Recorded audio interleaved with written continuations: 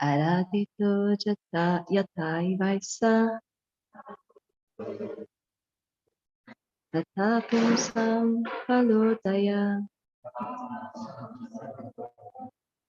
tamstam kamam haritatyad yanyan kama yate jana aradito yatai vaisa tata pumsam palodaya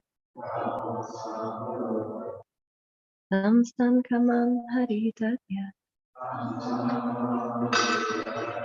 yanyan kama yate jana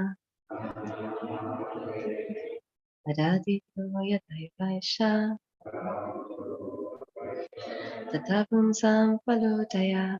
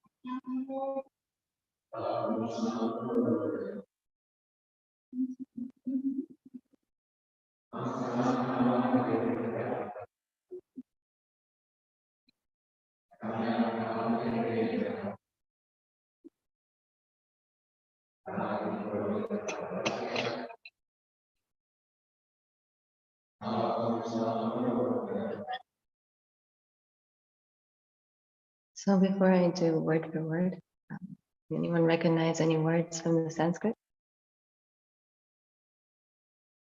Huh? Yep. Person. Radhito. Which is?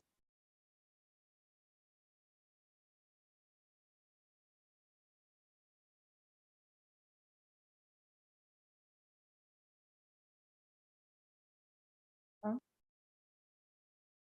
Yeah. Yeah. Anything else? From some? Mm. Hari? Cool. Okay. Tan tan. Those. Common desired objects. Hari. The Lord. Radyat will award. Yan yan. Whatsoever. Kamayate. Desires. Jana. The person. Aradita. Being worshipped. Yata. As. Deva. Certainly. Isha. The Lord. Tata. Similarly. Kumsam. Of men. Pala Udaya. The result. Translation. The performer of the sacrifices under karma kanda activities achieves the fulfillment of the desire for which he worships the Lord. Purport. I always do this because it just makes me less nervous to make it more interactive. So maybe you guys can try to see if something sticks out from the purport. In the Bhagavad Gita, the Lord says that he awards benedictions to the worshipper according to his desire. The Supreme Personality of Godhead gives all living entities conditioned within this material world full freedom to act in their own way. But to his devotee, he says that instead of working in that way, it is better to surrender unto him, for he will take charge of the devotee. That is the difference between a devotee and a fruitive actor. The fruitive actor enjoys only the fruits of his own activities. But a devotee, being under the guidance of the Supreme Lord, simply advances in devotional service to achieve the ultimate goal of life, to go back home, back to Godhead. The significant word in this verse is kaman, which means sense gratificatory desires. A devotee is devoid of all kaman. He is anyabhilashita shunya. A devotee is always devoid of all desires for sense gratification. His only aim is to satisfy or gratify the senses of the Lord. That is the difference between a karmi and a devotee. Om Jnana Timirandasya Jnananjana Shalakaya Chakshu Unnamita Tasmai Shri Gurave Namaha. Jai Shri Krishna Chaitanya Prabhu Nityananda Shri Advaita Gadadhara Shri Rasadi Gaura Bhaktavinda. Hare Krishna Krishna Krishna Hare Hare Hare Rama Rama Rama Hare Hare. The performer of the sacrifices under karma kanda activities achieves the fulfillment of the desire for which he worships the Lord. Okay. Any volunteers to share what you remember from the purport?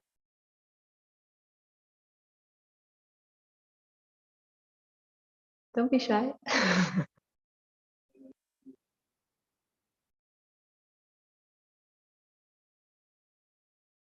The devotee's only desire is to satisfy the Lord. Kind of like the main thing. Yeah. Anything else?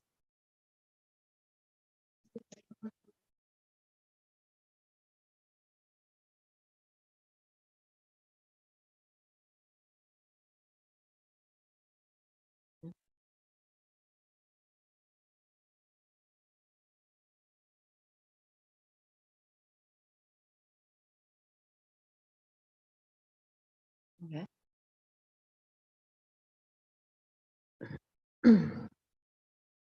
Okay.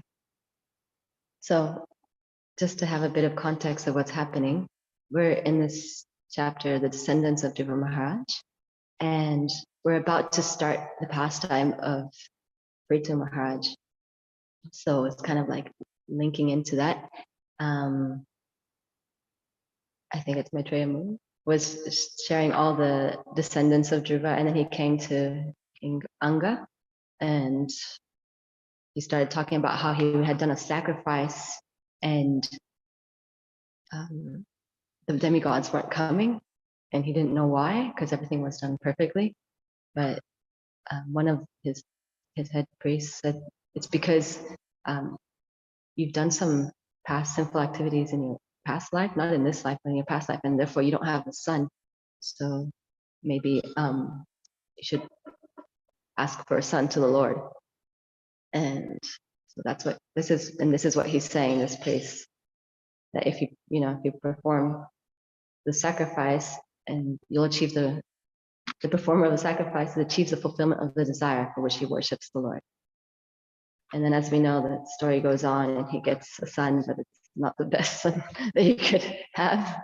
King Vena is like probably the worst son you could have. Yeah.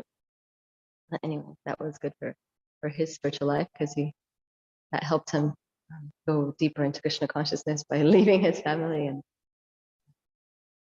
that worked for him. So I was just, when I was reading this last night, I was thinking,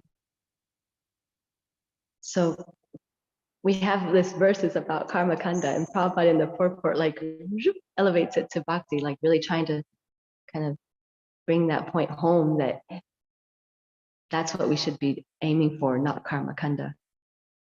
and like he usually does in most of his purports and Bhagavad Gita and stuff.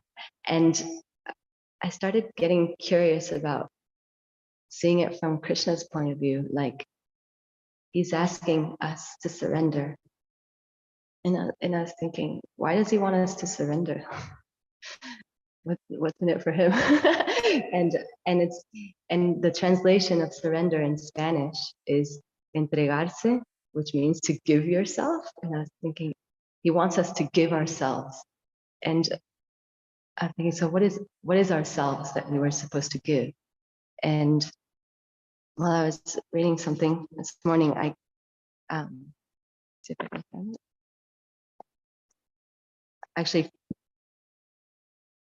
there's this bookmark. It's excerpts from Spiritual Warrior 2 by Bhakti Tirtha Swami, and he's talking about 17 practices for attaining success in the school of love. And number 8 is, love is really the energy and hunger of the soul. When we're asking for love, we're asking for a connection with the soul, which is part and parcel of God. So that's what I was thinking last night, that he wants us to give us, and us is our energy, and our energy is basically love. So he wants us to love him. That's what surrender is. I was like, oh, that's nice. And I mean, probably obvious, but you know, when you have those aha moments, it's like, oh, cool. And so then I was thinking, okay, Krishna's asking us to love him. That's what he's doing in Bhagavad Gita. In the famous verse, you know, the culmination of Bhagavad Gita. And so I was meditating on how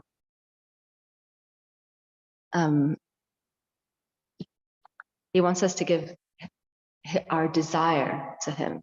So we can still have the free will, but use that free will, that desire for loving him and showing it through our everything, our thinking, our actions, our thinking, feeling, willing. And what's separating us is our desires that are not connected to Krishna, thinking that that's going to make us happy. But we know, and if we trust and we have faith in the Shastra, that we understand that the only way to satisfy the soul is when we're connected with Krishna in love, when we're feeling love for Krishna and its devotees.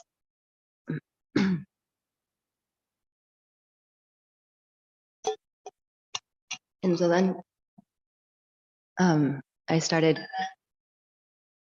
somehow I came across one of the main chapters of Chaitanya Charitamrita. And I just started reading it and I couldn't stop. And it was really late and I was like, oh my God, I should go to sleep, but I can't stop reading. I don't know if that's happened to anyone. And so it's the chapter, it's in Madhya Lila, chapter 22, when Lord Chaitanya is instructing Sanatana Goswami. And he's talking about how this nature of Krishna. Oh, that's how I get, okay, coming back. I started looking at what are Krishna's qualities and why trying to understand Krishna, why related to this, like that he wants our love. And so I went through all of the qualities in the nectar of devotion, and I just wrote a few that it's even, you know, it's just nice to meditate on. One of them is that Krishna is grateful, and the example that's given Rupa Goswami is, does anybody know the example? I know my husband would because he really knows nectar of devotion. Does anybody know? It's a, I wish I had brought, actually, I brought too many books, but I should have brought that one. And so he's talking about Draupadi when she's about to be disrobed and she's calling out, hey, Govinda, and asking him, you know, like surrendering basically. And in the purport of that, like in that explanation, Prabhupada's talking about how obliged Krishna feels when we address him, when we chant his holy name. He feels obliged. And that's so endearing to think that, yeah, he's grateful that we chant his name. It's because he's grateful for our love, because the idea is that when we're chanting, we're expressing our love to Krishna. another of his qualities is that he's forgiving. And the example given is, anybody know? Shishupal. So Shishupal is the rascal number one. You know, he's like so envious of Krishna and criticizing him all the time, but Krishna doesn't take offense at all. And I can't remember the analogy. It was something about like the thunder and the not giving much attention, the roar of a lion, something like that. Anyways, we can look it up if you're curious. And yeah, so he's completely forgiving, and he doesn't even want anyone to chastise him. He just like, you know, gives them liberation on the spot, like cutting off his head. And another quality of Krishna is that he's compassionate. And this is an amazing quality that I'm also trying to teach my daughter Nainamini. It's like her biggest word, compassionate, and she gets it. You know, it's like feeling the suffering of others and not wanting them and trying to help them, not wanting them to suffer. Yeah, it's really, really, yeah, empathizing. And so the example given is when Bhishma is about to leave the planet, and Krishna, and he really wants to see Krishna, and so Krishna appears, and he's looking at him and addressing him with tears in his eyes and feeling so much compassion for Bhishma Dev. And Prabhupada says that Radharani, Srimati Radharani, is the representation of Krishna's compassion. And I was thinking how Lord Chaitanya comes in the mood of Srimati Radharani, so he's the most compassionate as well. And we're in the moment in time of this universe where we're trying to engage in Lord Chaitanya's Sankirtan mission. So that's something that I was meditating on because we're coming up to the marathon at the end of the year, which is a very special opportunity to develop more compassion.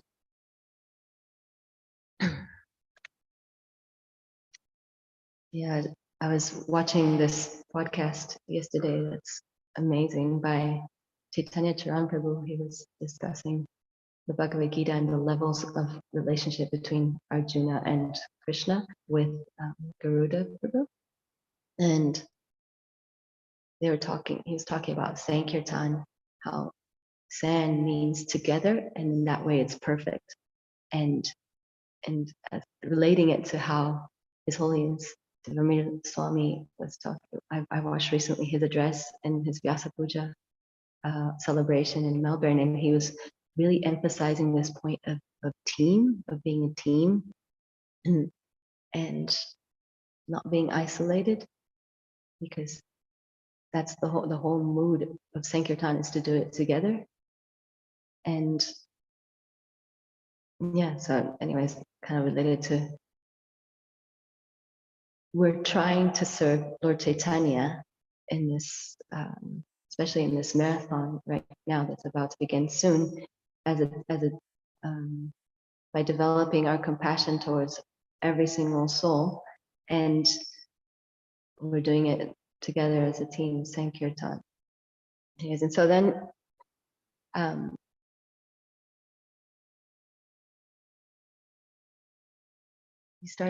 Garuda Prabhu started talking about free will, which is related to this verse. And he was saying that our free will, our agency is to do the divine will. If we use our free will to do Krishna's will, we can still be ourselves and make our, do it our way. And he was comparing it to how different gurus, they're all one in the sense that he's comparing them to, like the container is different, but the inside is the same, the content. And the content of a guru is the kripa, the mercy that the guru, he or she, is giving to the conditioned soul. And so I was thinking, yes, that's, on the level of guru, I think my guru, amazing advanced souls, Uttamadhikaris. But at the same time, it's the desire of my guru that everyone tries to reach the Madhyama platform. And so then we can actually,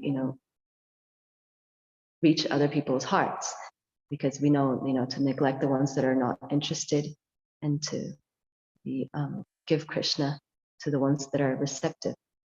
And so I was thinking that we can also be gurus, at least the Vartma Pradakshika gurus, the beginning gurus, to bring people.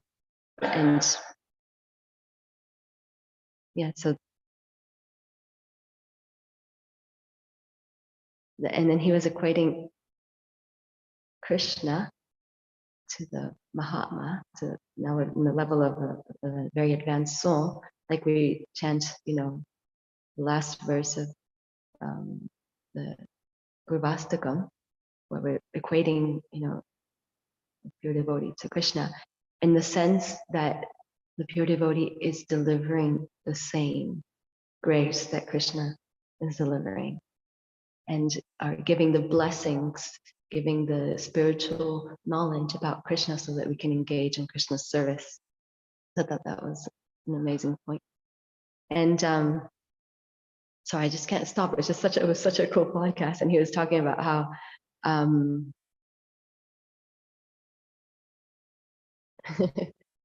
in Bhagavad Gita, we're reading, the song of Krishna, and it's Krishna singing that he's actually, he's calling us, he's yearning, he's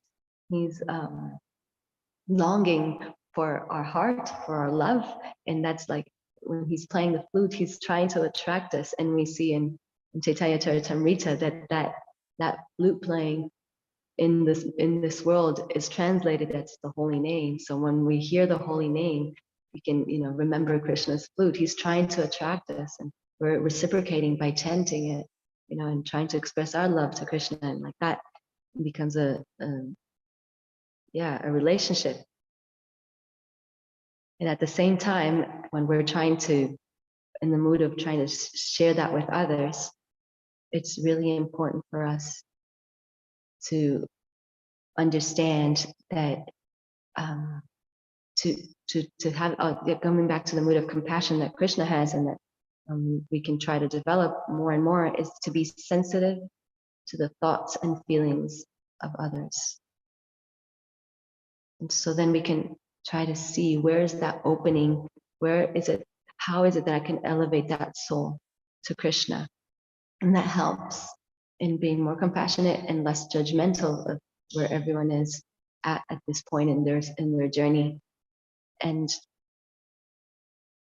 yeah, because he was saying that bhakti, you can divide it into 3 stages, which kind of groups the stages that we already know, from Shraddha to Prema. But he's saying the first stage is the preparatory stage. And for that stage, there's no formula at all. Like, you can come to that in any way. And so he was giving an example of, some people come through drugs to bhakti. Like, there's no formula, that even like that might, change their way of seeing reality, and then they start inquiring. Some people might come, way this way, that way. There's no like given fixed way of how they can come to Krishna consciousness. And so then that's also helps us to not be judgmental of others, because we can, wherever that person's at, we can try to help fan that spark. And he was talking about how, like, we are actually not the ones that fan the spark.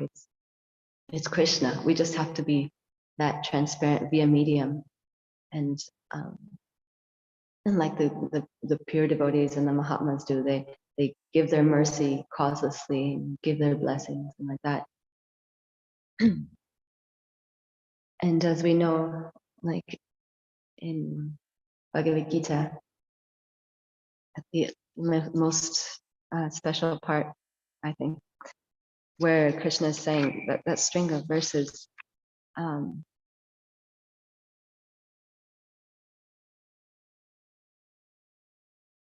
yeah, sorry, I'll go back to that later. I was talking about the qualities of Krishna. So another quality of Krishna is that he's liberal. And we see that it's mentioned the Shamantaka jewel pastime, and that he doesn't consider offenses. He just sees the service that one renders. And another quality is that he's controlled by love. He's obliged to the loving spirit, not the service. So before we just said the service rendered, but actually it's not the service, it's the love. That the service is just also kind of like the container, and what's inside is the love. It's just a way of expressing our love. And the example given is Sudama Brahmana. And as we know, when Krishna loves that soul so much, and when he comes and sees him, he's like worshiping him with Rukmini, and he's even like also shedding tears of love for his dear friend.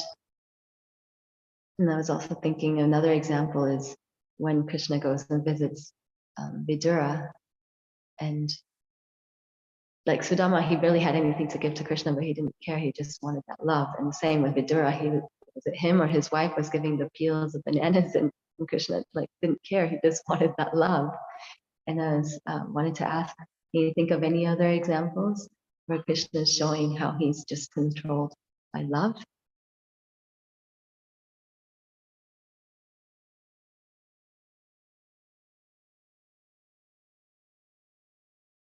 I'll give you a hint of one. Damodar has to come. That's actually one of the examples in Nectar of Devotion. How Krishna is just controlled by Yashoda's love. So anyways, what I'm seeing, trying to understand Krishna, which is, probably can't get to the bottom, but just trying to understand his nature, because this is the person that we're trying to love, is that he is so patient and permissive. He's just waiting for us to come to him, and he's permissive. He lets us, he gives us the complete free will, full freedom to act the way we want, And yeah, it just reminds me of this song that we sing with my daughter. It's amazing how much Shastra you can put into a little kid song. And many of the kids at school learned it with their teacher. It's like this. Two little birdies sitting in a tree. One is Krishna, one is me. I am always in distress, trying to find happiness. Krishna's waiting day by day. No need to come and look his way. So that's his nature. He's just letting us do our thing, and then when we're ready, he's there. He's waiting. And so here we see in the 18th chapter, verse 63. Thus I have explained to you the knowledge, still more confidential. Deliberate on this fully, and then do what you wish to do. As you like, you may act. Indicate that God does not interfere with the little independence of the living entity. Amazing. But then he says, okay, but I'll tell you, what will make me happy, Always think of me, become my devotee, worship me and offer your homage unto me. Thus you will come to me without fail. I promise you this because you're my very dear friend. And so Prabhupada in the purport saying, arrange your day, that the 24 hours you cannot but think of Krishna. And for some it's like their ashram lifestyle is like 100% conducive for that. And for some it's a little bit more of a challenge. But it's like different moments in life. Such a beautiful purport. It's just describing this bluish boy with a beautiful face, peacock feathers in his hair.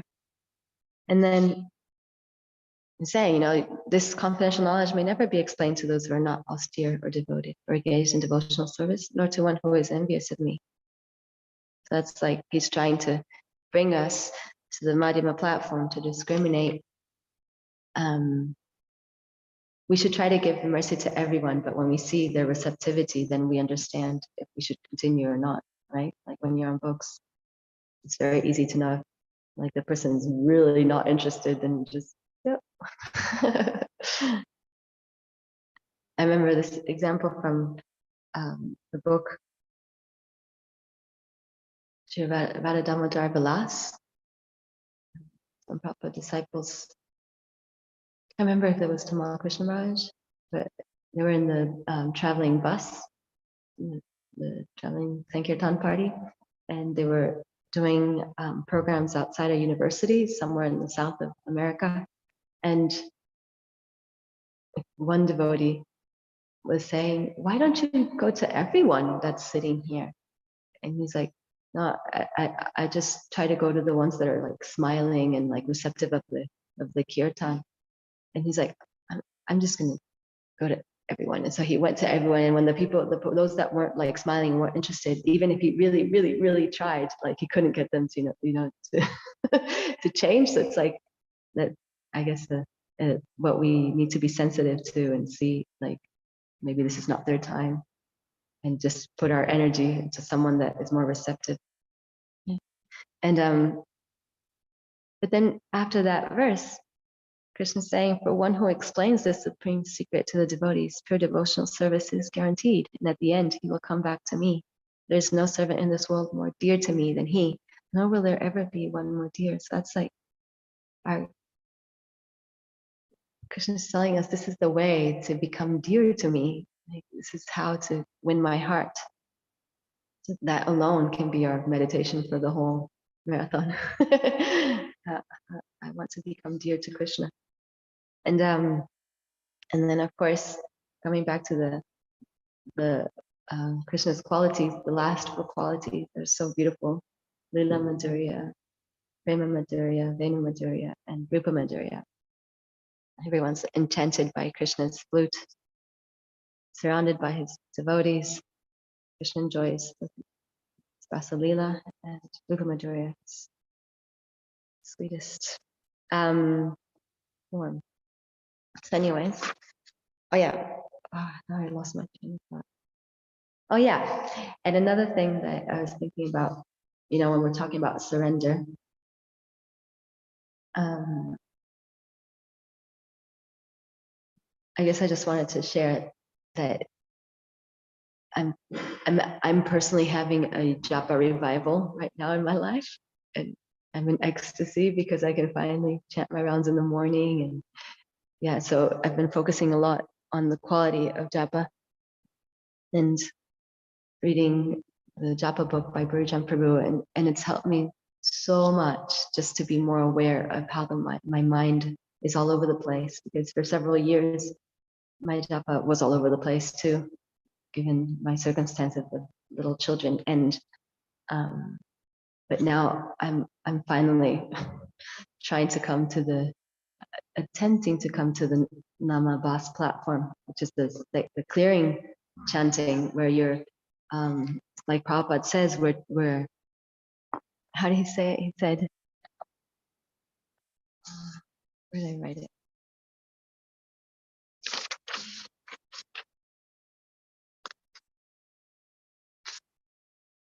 I want to say it like he said it, so I don't change it. Maybe I'll just find it.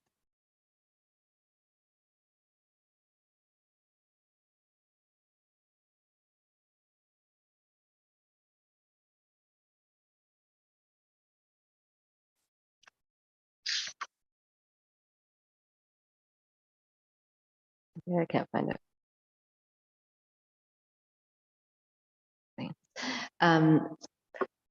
Prabhupada basically says that if we're continuously and seriously attempting to listen to the holy name when we're chanting, then that is considered. Oh, here it is, right in front of me. Srila Prabhupada glorified even the attempt at pure chanting when he told a disciple, simply the sincere and continuous attempt to chant attentively without offense is the Nama Ashraya Nama Basa platform. So that's so encouraging, isn't it? That just that's all we got to do. We just have to have a voluntary endeavor of focusing on each name when we chant. And I guess the way it's related to this this purport and verse is because we're talking about surrender, and that's the way to surrender is by basically one way is to neglect the mind. And so we read that our minds are, as we hear in the 11th canto by the Avanti Brahmana, that's the cause of all our problems is our mind, and it's a cause of material bondage, as Prabhupada said. And Virjan Prabhu was talking about how the mind is actually the source of our material happiness and distress. And Papa would just say, just neglect it. Neglect the mind. Don't give it attention. Become detached from the mind. That's the secret to focused japa. So that's our voluntary endeavor is the only qualification for spiritual perfection. And I don't know about yourselves, but when I'm chanting, every second my mind pops with something. And it's so easy to get carried off. And so it's just like, yeah, anyways, of course, Krishna said that we are not strong enough against Maya. So that the way that we also neglect is by crying out for help, taking shelter of Krishna, not our mind.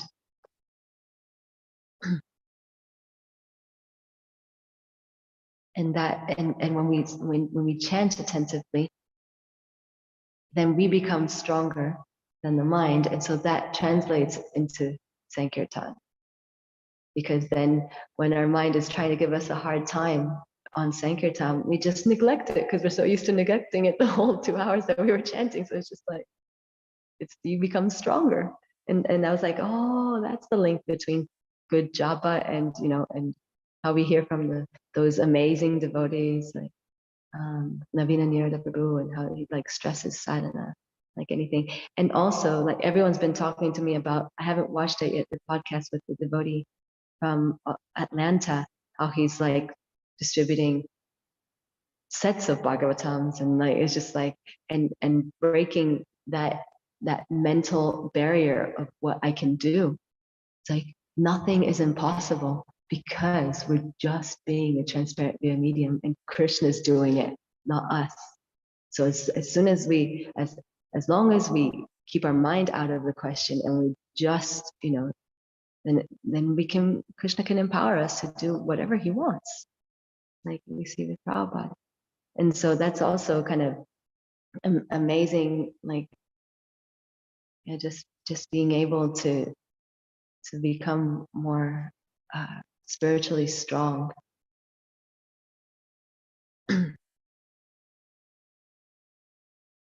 Anyways, my class was a bit all over the place today, but I wanted to, it's so early. Anyways, I feel like I've been talking for a long time. I don't know about what you guys did. I just wanted to share. Okay, I'll go back.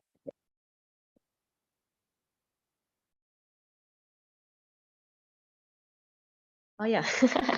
So coming back to Krishna's nature of how he's giving us full freedom. This part is really cool of the conversation between Lord Chaitanya and Sanatana Goswami. If those who desire material enjoyment or merging into the existence of the Absolute engage in the Lord's transcendental loving service, they will immediately attain shelter at Krishna's lotus feet, although they didn't ask for it. Krishna is therefore very merciful.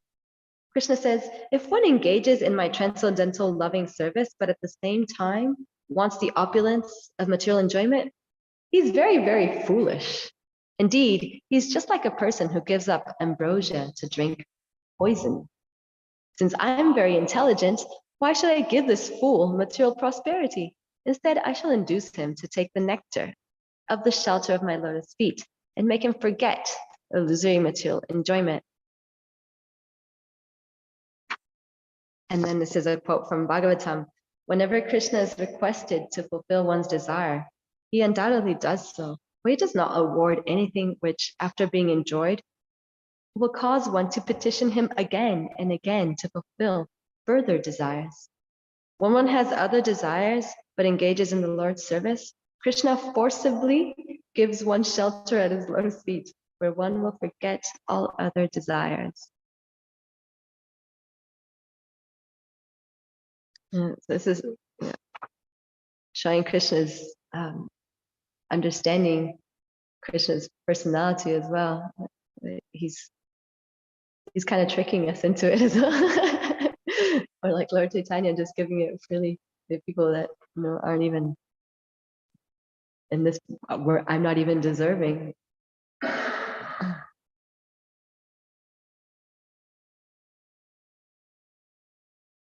Yeah, so, and then coming back to this idea of surrender and what surrender actually is, we read in the also 18th chapter, that part where Krishna is talking, Prabhupada's mentioning the 6 divisions of surrender, and here Lord Chaitanya is also sharing them. The acceptance of those things favorable to devotional service, the rejection of unfavorable things, the conviction that Krishna will give protection, the acceptance of the Lord as one's guardian and master, whole self-surrender, and humility. Yeah, I was also thinking a lot about humility, how the mind, because it's trying to protect the false ego, is always trying to give us reasons to not be humble. But Lord Chaitanya says, if you want to chant constantly, we should just be like a blade of grass, offering respects to everyone, like seeing everyone above us, offering them respects and being tolerant. It's a funny part in the Japa book that Mirjan Prabhu says that the reason why we're not tolerant is because we think we deserve better. And I always think, when I hear the word tolerance, I think of Ranat Swami and how tolerant he is. And that's a sign of humility, that who are we to deserve anything, just tolerant. We're just a tiny little spark trying to serve Krishna, that's it. And the more we really try to have that mood of humility, the more we can chant sincerely and not be taken by the mind trips of thinking that we're more than what we are, more special or whatever. At the same time, of course, Krishna loves us, each one uniquely, but he loves us because we're his parts and parcels. So again, it's like coming back to that, we're humble because we're special just because we're Krishna's parts and parcels.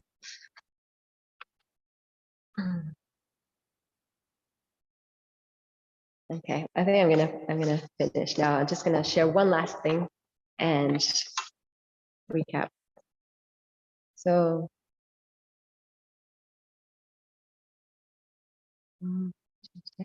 I've been reading this book that's a compilation of disciples of Srila Prabhupada, female disciples of Srila Prabhupada, and their impressions and whatever they want to share about their relationship. And it's been so encouraging to hear. It's like this common thread of how everyone being around Prabhupada was inspired to surrender, just seeing someone that is completely in love with Krishna and so like imbibing those 26 qualities. It just and he was just fanning everyone's spark and not seeing their material designations. So this one is by this devotee. Her name is Visalini Devi Dasi.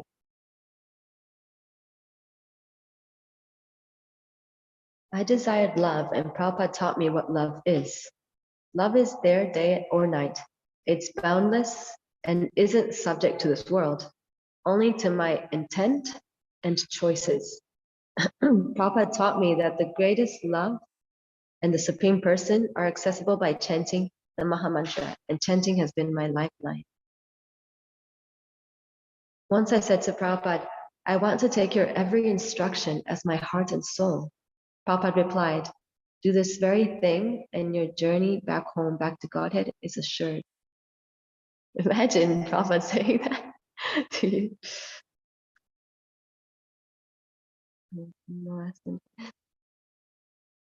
Srila Prabhupada wanted us to act as if our Guru was watching us at every moment. He wanted us to take responsibility with integrity and to be accountable for our personal behavior. And this brings me back to my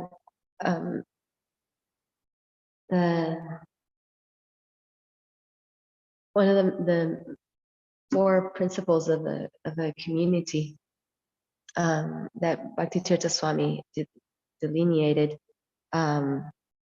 was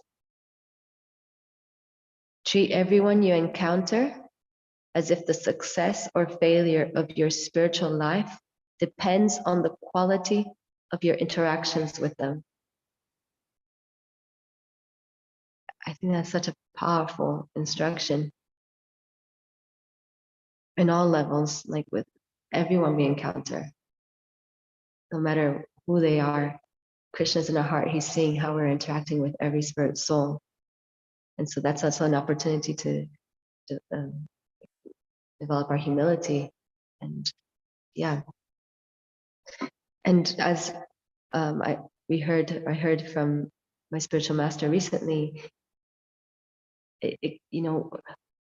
we as a community of devotees, we're trying to inspire others also to come to Krishna. And so our dealings should be the most loving and respectful amongst us, ourselves, and with others. And also the way to inspire others to come to Krishna consciousness is by ourselves being enthusiastic and fired up. So those are things that he was mentioning, and I was thinking, yeah, I mean, who wouldn't want to be a part of a community where you see loving exchanges, and where everyone's has this fan, like this spark, like overflowing with love for Krishna. So anyways, that's been my meditations and trying to talk about surrenders with everyone so that I could also try to surrender a little bit more every day. And yeah, like Prabhupada says, Krishna just wants us to give us this love and go back to Godhead and share these activities that he's sharing, that we read about, and to become a part of that too, that reality. Yeah. Any questions or comments or realizations?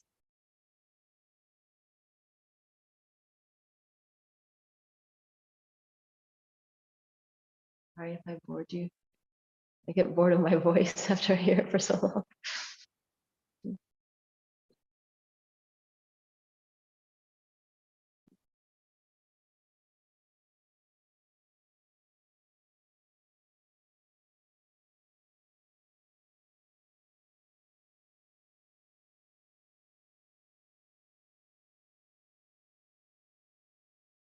All right, what we as devotees.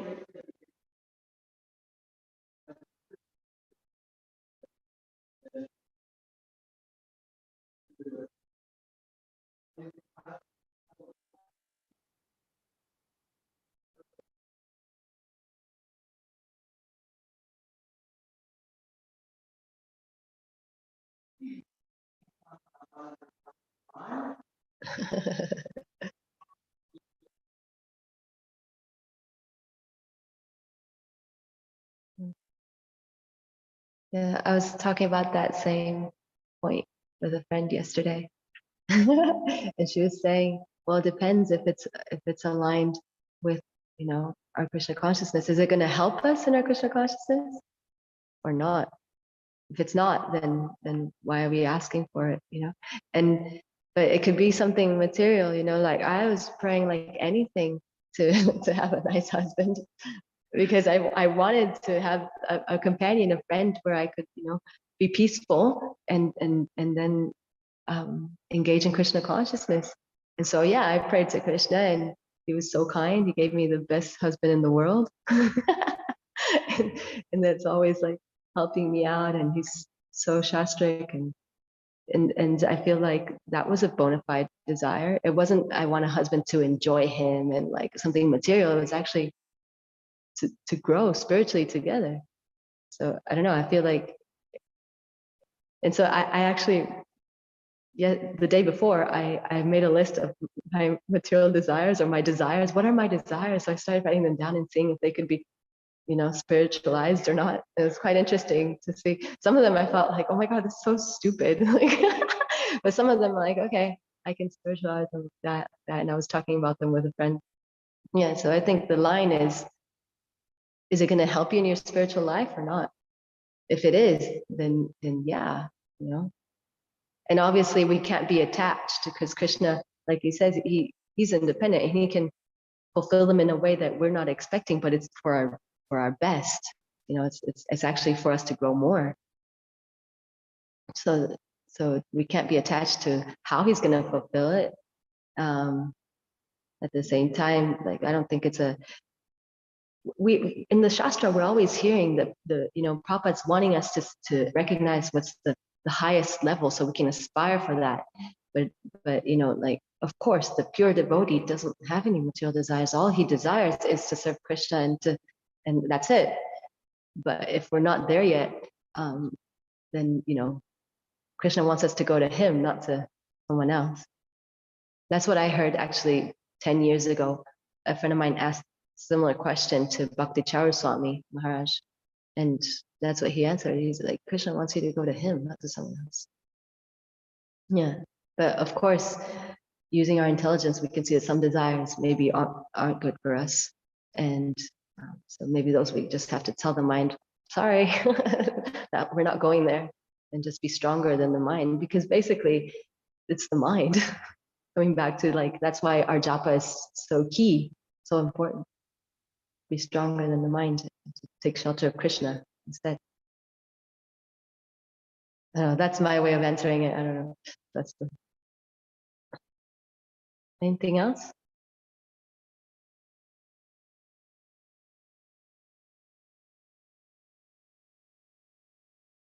So I hope I said something useful, and I wish everyone the best for this coming up marathon. Whatever you can do, you know, don't even have limits. Just go all out, and for pleasing Srila Prabhupada and Lord Chaitanya and the Guru. Srimad Bhagavatam ki.